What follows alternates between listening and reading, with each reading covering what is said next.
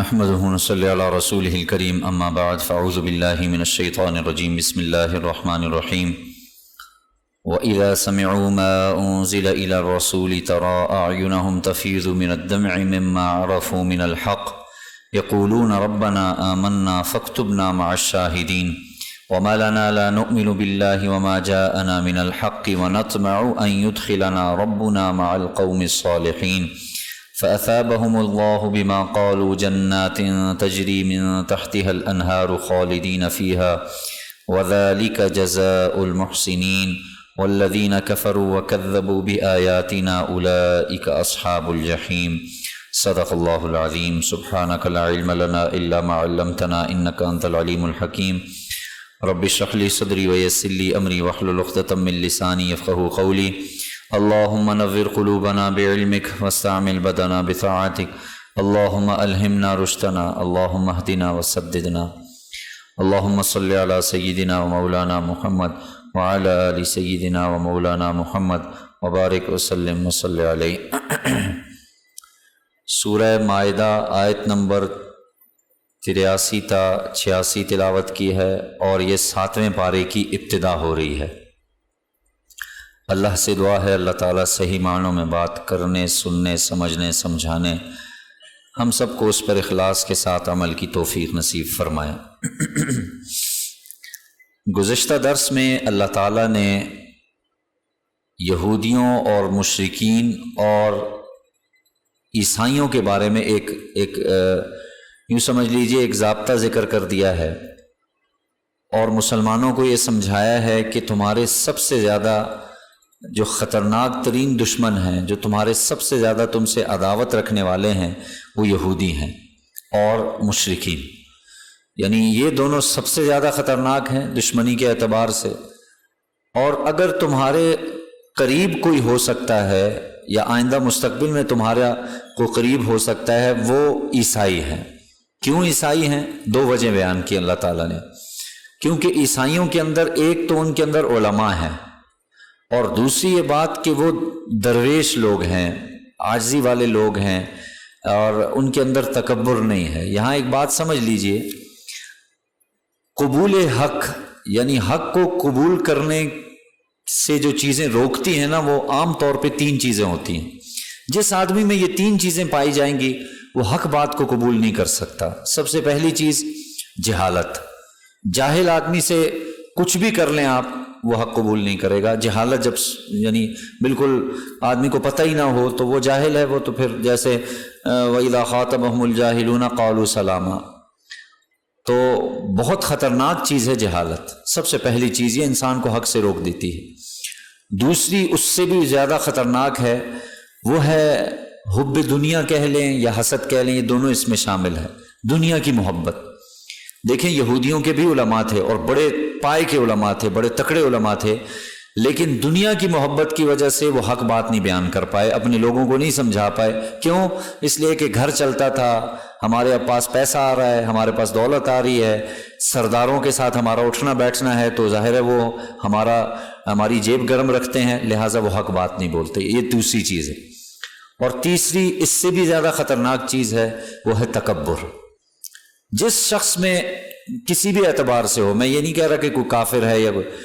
کسی میں یہ تینوں چیزیں آج کل بھی پائی جائیں نا، تو آپ اسے قرآن کی آیتیں کھول کھول کر بیان کر دیں، اس کی سمجھ میں نہیں آئے گی۔ کیوں نہیں آئے گی؟ کیونکہ اگر ان تینوں میں سے کوئی ایک بھی پائی گئی، اللہ معاف فرمائے، تکبر، یہ تو انتہائی خطرناک چیز ہے، یہ تو انسان کو کسی حال کا نہیں چھوڑتی،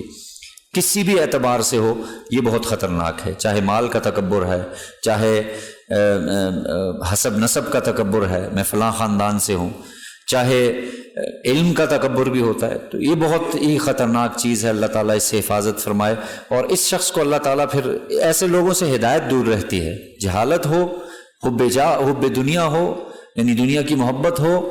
حسد وغیرہ ہو یا تکبر ہو، یہ 3 چیزیں، یہ تینوں چیزیں یہودیوں میں بھی پائی جاتی تھیں، مشرکین میں بھی پائی جاتی تھیں، عیسائیوں میں نہیں تھیں۔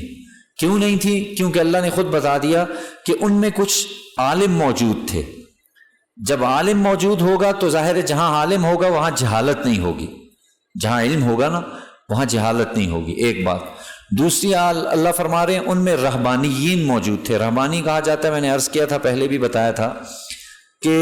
زاہد قسم کے لوگ، دنیا سے بے رغبت لوگ، جن کو دنیا کا کوئی پتہ سرا ہی نہیں ہے، جنہوں نے اپنی زندگی جو ہے نا وہ گزار دی اکیلے تنہائی میں، جنگلوں میں چلے گئے اور بس اللہ اللہ کرنے لگے اور ان کا کوئی مقصد نہیں. تو رہبانیت کی وجہ سے انسان کے اندر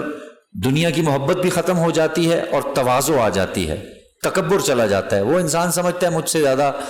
یعنی عاجز آدمی کوئی نہیں ہے. تو اللہ فرما رہے ہیں یہ صفات جس قوم کے اندر ہوں گی، یہ قوم مسلمانوں کی بھی قریب ہوگی اور پھر یہ حق بات بھی تسلیم کریں گے. اور ظاہر ہے پھر آگے انشاءاللہ آ جائے گا اس میں اللہ تعالیٰ نے جو آج کا درس ہے، یہ تو میں نے گزشتہ درس کا کچھ خلاصہ عرض کیا ہے، آج کا درس بھی کچھ اسی حوالے سے ہے، عیسائیوں کے حوالے سے اللہ تعالیٰ نے بیان فرمایا ہے. اصل میں معاملہ یہ ہوا تھا کہ جب مسلمانوں پر مکہ میں شدید مظالم اور جب حد پار ہو چکی تھی، مارنا پیٹنا، نبی علیہ الصلوۃ والسلام کو تکالیف دینا، آپ علیہ السلام پر پتھر گرا دینا، آپ کو شہید کرنے کی کوشش، آپ علیہ الصلوۃ والسلام پر اور زہر اور اس قسم کی بہت سی جب انہوں نے کوششیں کر لیں اور مسلمانوں کو ستا دیا، تو اب اللہ کے رسول علیہ السلام نے پہلی ہجرت کا یعنی مسلمانوں کو حکم دیا اور حکم ہوا حبشہ کی طرف کہ آپ سب سے قریب ترین ملک جو اس وقت جو مسلمانوں کو پڑتا تھا وہ حبشہ کا ملک تھا. اور حبشہ کے بادشاہ کے بارے میں نبی علیہ السلام نے خود صحابہ سے فرمایا تھا، آپ نے فرمایا تھا کہ بھئی میں نے اس بادشاہ کے بارے میں سنا ہے کہ نہ یہ خود ظلم کرتا ہے نہ ظلم کرنے دیتا ہے، لہٰذا اب تم اس طرف جاؤ. اور آپ علیہ السلام کے چچا زاد حضرت جعفر بن ابی طالب، یہ حضرت علی کے بھائی، یہ مسلمان ہو چکے تھے. تو یہ اس وقت جو حبشہ جانے والوں لوگوں میں سے جو تھے نا، پہلا جو لشکر تھا اس میں سے یہ بھی تھے. اور یہ وہاں گئے، وہاں جا کے انہوں نے حالات دیکھے، واقعتاً وہاں پر کسی قسم کی کوئی پریشانی، کوئی مشکل، کوئی کسی، بلکہ جب یہ وہاں پہنچے اور مکہ والوں کو پتہ چلا کہ مسلمانوں کی ایک جماعت پہنچ چکی ہے حبشہ، تو انہوں نے حبشہ کے بادشاہ کو خط لکھا، شاہ حبشہ نجاشی جو مشہور، تو ان کو خط لکھا کہ بھائی یہ تمہارے پاس یہ لوگ آئے ہیں اور یہ اس قسم کی باتیں کرتے ہیں، لہٰذا ان کو اپنے ملک سے نکالو. انہوں نے تو پہلے تو ظاہر خط دیکھا تو یہ نہیں ہے کہ فوراً فیصلہ کر دیا، تحقیق کی، تحقیق کرنے پر پتہ چلا کہ یہ لوگ کسی کو نقصان پہنچانے والے نہیں ہیں. اور پھر ظاہر ہے جب وہ لوگ وہاں رہے، انہوں نے ان کے عادات اطوار دیکھے اور پھر قرآن کی تلاوت سنی. بہت سی اس حوالے سے روایتیں ہیں، جیسے ایک روایت میں آتا ہے کہ شاہ حبشہ کو جب پتہ چلا نا کہ مکہ میں اس طریقے سے رسول اللہ صلی اللہ علیہ وسلم موجود ہیں، تو انہوں نے اپنا ایک لشکر 70 آدمیوں کا لشکر وہ مکہ بھیجا اور ان کو کہا کہ بھائی یہ میرا لشکر ہے، اور اس میں غالباً اپنا ایک بیٹا بھی بھیجا تھا کہ بھائی میرا آنا فی الحال ممکن نہیں ہے. اور 7 روایتوں میں آتا ہے کہ انہوں نے حضرت جعفر بن ابی طالب رضی اللہ تعالیٰ عنہ کے ہاتھ پر بیعت کر دی تھی، اس اعتبار سے کہ بھئی آپ اللہ کے رسول کو گواہی دینا کہ میں آپ پر ایمان لاتا ہوں، میں اللہ پر ایمان لاتا ہوں، آپ پر ایمان لاتا ہوں، اور یہ اپنا بیٹا بھیج رہا ہوں، یہ بیٹا میرے آپ کے پاس آیا ہے، اور یہ سارا لشکر صرف اور صرف آپ کے پاس اسلام کی یعنی طلب میں آیا ہے. جب یہ وفد مدینہ میں مکہ میں پہنچا تو آپ علیہ الصلوۃ والسلام نے دیکھا کہ ان کا لباس درویشانہ قسم کا لباس اور بالکل عاجزی تھی ان لوگوں میں. ظاہر ہے سارے اس وقت عیسائی تھے، عیسائی مذہب سے تعلق تھا. تو یہ آپ علیہ السلام کے سامنے ایسے بیٹھ گئے. آپ صلی اللہ علیہ وسلم نے اس وقت ان لوگوں کو سورہ یاسین شریف پڑھ کر سنائی، اور آپ نے پوری مکمل سورت یاسین والقرآن الحکیم سے شروع کر کے اخیر تک ان لوگوں کے سامنے پڑھی. جب آپ علیہ السلام نے سورت ختم کی تو اس ختم کے جب آپ نے دیکھا ان لوگوں کو تو ہر شخص زار و قطار اس کی آنکھوں سے آنسو جاری تھے، وہ رو رہا تھا. اور ہر ایک شخص کی زبان پر یہ جو میں نے آج جو آیت پڑھی ہے اس میں سے جو آخری پہلی آیت کا آخری جملہ ہے، یہ ہر ایک ربنا آمنا فاکتبنا مع الشاہدین، اے ہمارے رب ہم مسلمان ہو گئے ہیں. اسی وقت اسی مجلس میں اے اللہ ہمیں لکھ دے گواہوں میں سے، یعنی جو لوگ ایمان لے آئے ہیں نا، جنہوں نے گواہی دی ہے کہ اللہ کے سوا کوئی معبود نہیں، حضرت محمد صلی اللہ علیہ وسلم اللہ کے رسول ہیں، اے اللہ ہمیں بھی ان لوگوں میں سے شامل فرما. اور یہ سب کے سب مسلمان ہو گئے. اسی کا جو تفسیر یوں سمجھ لیجئے یا شان نزول ہے وہ اس آیت میں بیان کیا گیا ہے. تو بہرحال میں نے عرض کر دیا کہ نصارہ کے لوگوں میں یہ صفات تھیں، انصاف پسند تھے،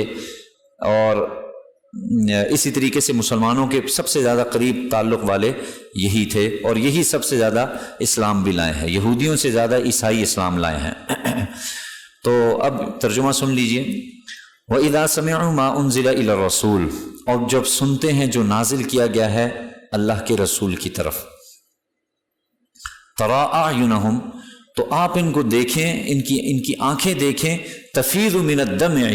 یہ بہہ پڑتی ہیں آنسوؤں سے، آنسو کی وجہ سے ان کی آنکھوں سے آنسو جاری ہو جاتے ہیں، مما عرفوا من الحق، کس وجہ سے؟ اس وجہ سے کہ انہوں نے حق کو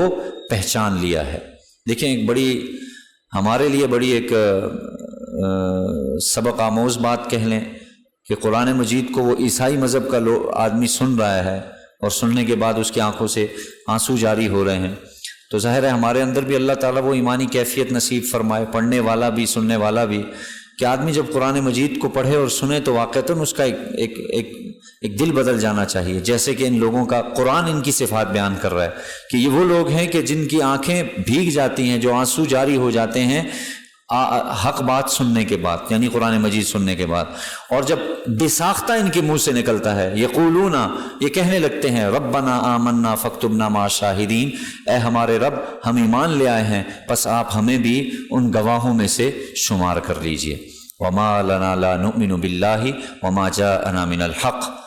اب اگلا جملہ جو ہے نا وہ اپنے اوپر جو زندگی گزر گئی، جیسے انسان کو جب کوئی چیز پتہ چلتی ہے تو انسان کہتا ہے وہ ہو میں ساری زندگی فضول بیوقوف بنا رہا، اصل بات تو اب میرے سامنے کھلی ہے۔ کئی ہمارے سامنے معاملے ہوتے ہیں، اور جی میں اتنے عرصے سے یہ سمجھتا رہا یہ معاملہ یہ تھا۔ یہ لوگ اسی چیز کو اللہ تعالیٰ بیان فرما رہے ہیں، وما لنا لا نؤمن باللہ، اور کیا ہوا تھا ہمیں کہ ہم ایمان نہیں لائے تھے، وما جاءنا من الحق، ہمارے پاس حق آ پہنچا تھا، اس کے بعد بھی ہم ایمان نہیں لائے، وَنَطْمَعُ أَن يُدْخِلَنَا رَبُّنَا مَعَ الْقَوْمِ الصَّالِحِينَ، اور ہم یہ طمع رکھتے ہیں، لالچ رکھتے ہیں کہ اللہ تعالیٰ ہمیں نیک لوگوں میں اللہ تعالیٰ ہمیں داخل کر دے۔ یہ دیکھیں لالچ اس بات کی ہونی چاہیے کہ اللہ ہمیں نیک لوگوں میں داخل فرما۔ اب جب یہ بات انہوں نے کہہ دی نا تو اللہ تعالیٰ کو ان کی یہ باتیں اتنی پسند آئیں کہ اللہ تعالیٰ نے آگے ان کے لیے دنیا میں ہی جنت کی بشارت دے دی۔ اللہ نے فرمایا فَأَثَابَهُمُ اللَّهُ بِمَا قَالُوا، پس ان کو دیے اللہ تعالیٰ نے، ان کو یعنی دے دیے، یہ فیصلہ ہو گیا کہ اللہ تعالیٰ نے دے دیا بما قالوا، اس کے بدلے جو وہ کہتے ہیں۔ یہ جو اوپر انہوں نے جملے کہے ہیں کہ اے اللہ ہم ایمان لے آئے، آپ ہمیں گواہوں میں شمار کیجئے، اور ہم کو کیا ہو گیا تھا کہ ہم ایمان نہیں لائے تھے اس سے پہلے، اور ہم یہ امید رکھتے ہیں، طمع رکھتے ہیں کہ اللہ تعالیٰ ہمیں نیک لوگوں میں سے، نیک قوم میں سے اللہ تعالیٰ ہمیں داخل کر دے، ان میں داخل کر دے۔ تو اللہ تعالیٰ نے فرمایا پس ان کو دیے اللہ تعالیٰ نے اس کے عوض، یعنی یہ جو انہوں نے کہا ہے اس کے عوض کیا دیا؟ جنات، اللہ تعالیٰ نے جنت دے دی، بہشت باغات دے دیے، تجری من تحتها الانہار، جس کے نیچے سے نہریں جاری ہیں، خالدین فیہا، یہ اس میں ہمیشہ رہیں گے، وذالک جزاء المحسنین، اور یہ نیکوکاروں کی جزا ہے۔ جو بندہ نیکی کرے گا، جس میں یہ صفات آئیں گی، اللہ تعالیٰ اس کو یہ بدلہ دیں گے۔ اب جیسے ہی اللہ نے یہ صفت بیان کی، فوراً یہودیوں اور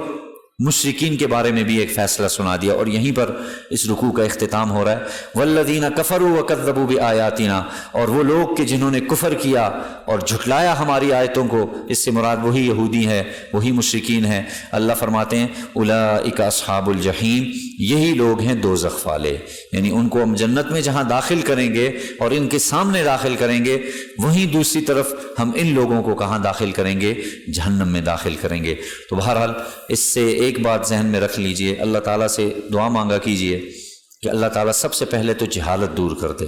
وہ آباء و اجداد والی باتیں، وہ باتیں کہ بھئی یہ تو ہم نے سنا تھا۔ آج کل لوگ سنی سنائی باتوں پر بالکل 100% اسی پر عمل کیا جاتا ہے، مغرب کے بعد یہ نہیں کرنا، عشاء کے بعد یہ نہیں کرنا، اس قسم کی فضول باتیں جن کا شریعت سے، دین سے کسی قسم کا کوئی تعلق نہیں ہے۔ اور اس کو جیسے قربانی کا گوشت ہے نا، تو اس کل ہی مجھ سے ایک شخص سوال کر رہا تھا کہ بھئی میرے ساتھ ایک شخص نے بہت بحث کی، اور اس نے مجھے کہا کہ جی قربانی کا گوشت محرم سے پہلے ختم ہو جانا چاہیے۔